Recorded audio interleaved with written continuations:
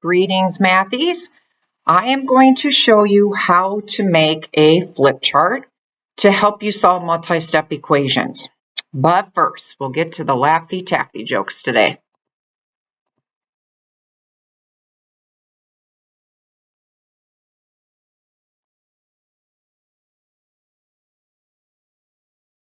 All right, let me get my computer set up and we will be ready to go.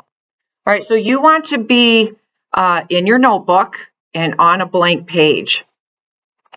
You need a pair of scissors, you need glue, and this paper right here. Okay, so this is going to be a flow chart for you to solve multi-step equations. The first one you're going to cut out is the one that has no, yeah. Okay, so cut that one out first.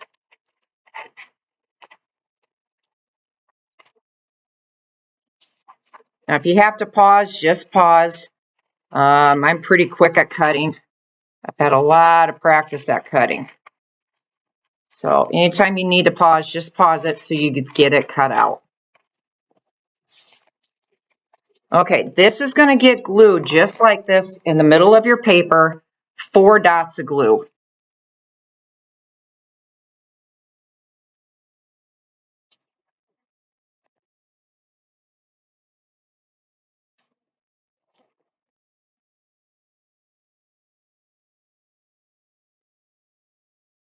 Okay, and that's really all it takes too, just 4 little dots of glue.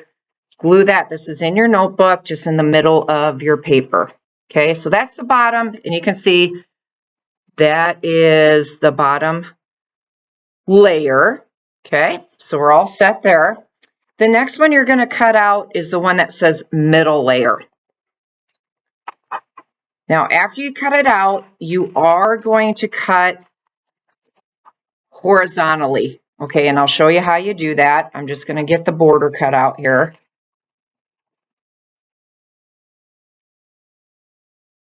So just keep listening to this one.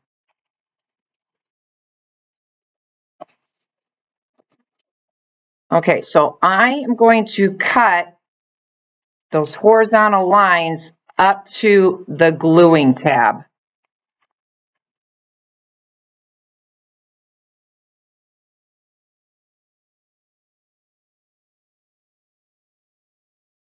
Okay, and again, you might have to pause here till you get all of those cut. Okay, then I'm going to give the next instructions.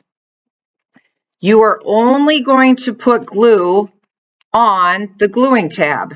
Okay, so this one you probably will do a thin line just on that gluing tab.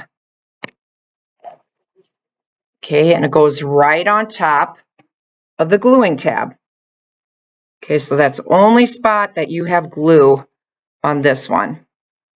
Okay, and then just kind of rub it down so it stays there. Okay, so you can see that these are going to flip up eventually. Now the last one here, okay, go ahead and cut around the border. You're going to do the same thing. You're going to cut horizontally. They're kind of dashed a little bit, I guess. Okay, so get that border. Again, if you need to pause, feel free to pause.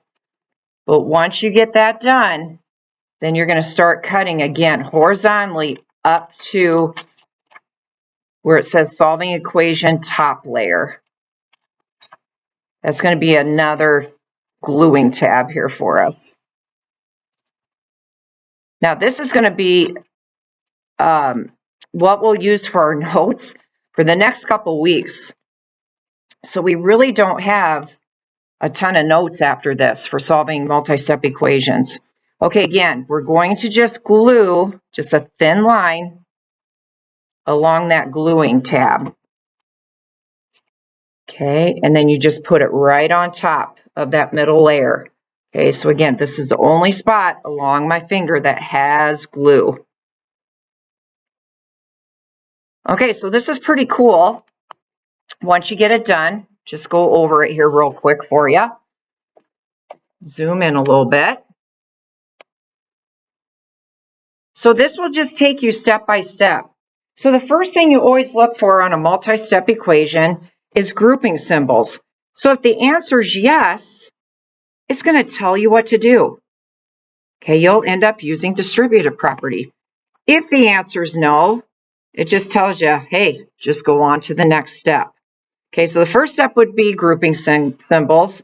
Next would be look at each side of the equation. Are there like terms on the left side? Are there like terms on the right side?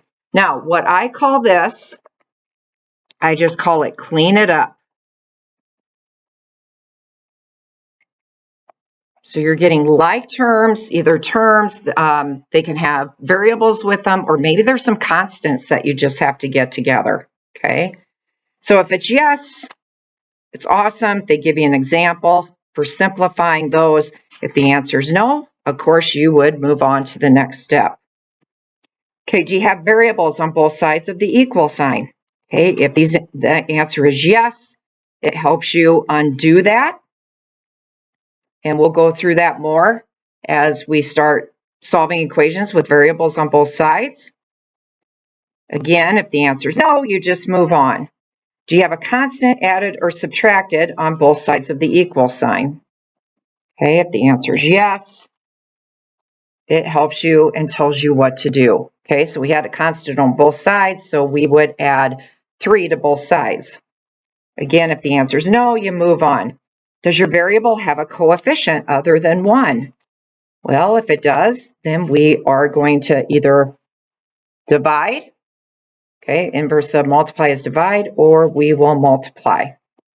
And then by that time, we should have our answer. You know, x equals 5. We substitute in to see if it's correct. And then, woohoo! My solution checks in the original equation. There you have it. All right, so we will be using that now the next few weeks as we're solving multi-step equations.